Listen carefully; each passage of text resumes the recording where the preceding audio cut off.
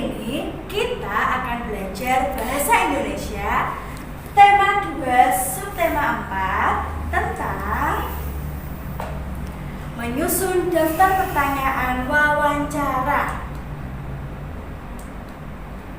Nah, di sini siapa yang masih ingat apa itu wawancara? Pinter. Wawancara adalah suatu cara untuk mengumpulkan informasi dengan mengajukan pertanyaan kepada narasumber. Jadi, ketika kita akan menanyakan sesuatu kepada seseorang, kepada narasumber, terlebih dahulu kita harus menyusun daftar pertanyaannya. Daftar pertanyaan harus kita siapkan agar wawancara dapat terlaksana dengan baik dan lancar.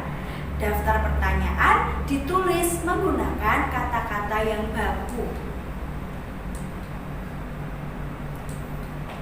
Nah, di sini anak-anak dapat memperhatikan kalimat tanya yang dapat anak-anak gunakan dalam menyusun daftar pertanyaan.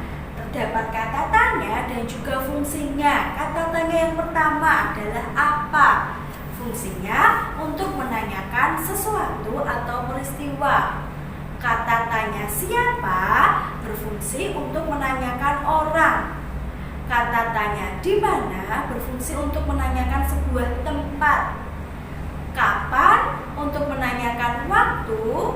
Mengapa untuk menanyakan sebab. Dan bagaimana untuk menanyakan cara atau keadaan. Jadi daftar kata tanya ini yang terdiri dari apa, siapa, di mana, kapan, mengapa, dan bagaimana dapat kita jadikan patokan, panduan dalam membuat daftar pertanyaan ketika kita akan melakukan wawancara. Setelah kita selesai melakukan wawancara, kita dapat menyajikan hasil wawancara dalam bentuk peta pikiran. Hasil wawancara ditulis menggunakan kata-kata yang baku. Kemudian, hasil wawancara juga kita tulis menggunakan kalimat yang efektif. Jadi, tidak usah bertele-tele, menggunakan kalimat yang jelas. Teks hasil wawancara dapat disajikan dalam bentuk peta pikiran. Nah, tadi kita belajar tentang wawancara, sekarang kita akan belajar tentang cerita bergambar. Apa itu cerita bergambar? Cerita bergambar adalah cerita yang disajikan dalam bentuk gambar.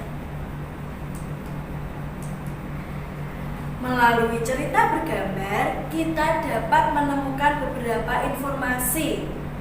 Untuk mendapatkan informasi pada cerita bergambar, kita harus cermat dalam mengamati gambar. Jadi ketika kita melihat cerita bergambar, untuk mendapatkan informasi yang terdapat dalam cerita, kita harus cermat dalam mengamati gambar yang ada.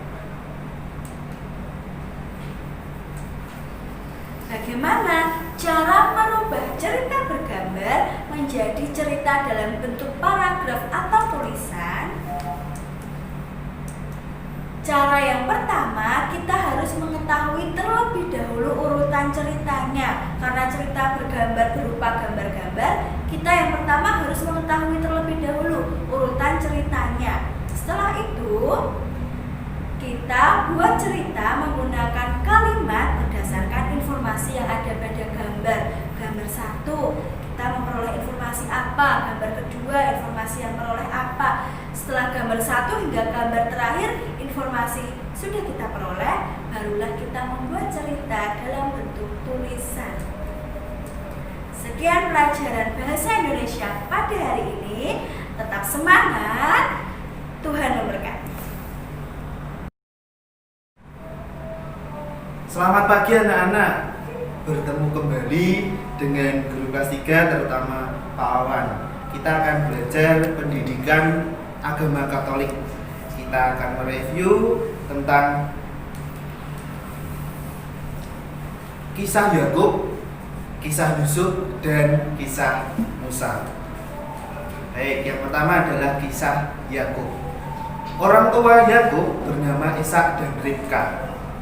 Yakub mempunyai saudara kembar yang bernama Esau. Yakub lebih disayangi oleh ibunya karena sudah tua. Ayah Yakub matanya buta. Sebenarnya Ishak akan memberikan berkatnya kepada Esau. Ribka ikut mendengar pesan suaminya kepada Esau. Ishak akan memberikan berkatnya sebelum ia mati. Berkat yang diberikan oleh Yakub adalah berkat dari Allah. Yakub mendapatkan berkat dari ayahnya dengan cara menyamar sebagai Esau.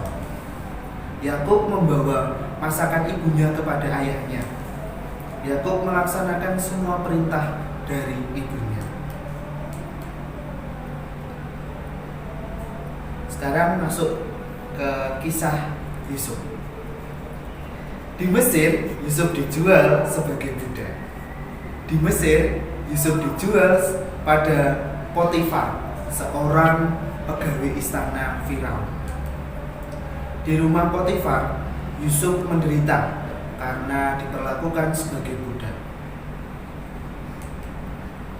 Yusuf difitnah oleh istrinya sehingga ia dijebloskan ke dalam penjara.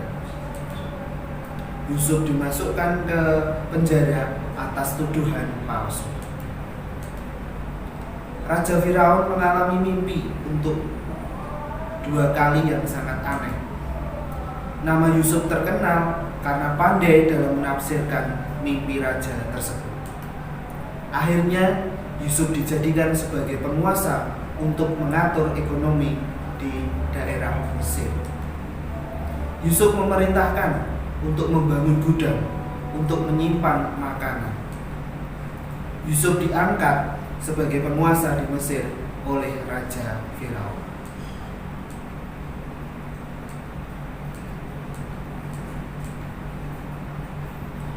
Kisah pembebasan bangsa Israel dari perbudakan Mesir ditulis dalam kitab Keluaran. Allah mengutus Musa untuk memimpin bangsa Israel. Bangsa Israel hidup menderita di tanah Mesir. Bangsa Israel pergi meninggalkan Mesir dipimpin oleh Musa. Di tanah Mesir, bangsa Israel hidup dalam penindasan para penguasa. Raja Firaun dan para penguasa menjadikan bangsa Israel sebagai budaknya.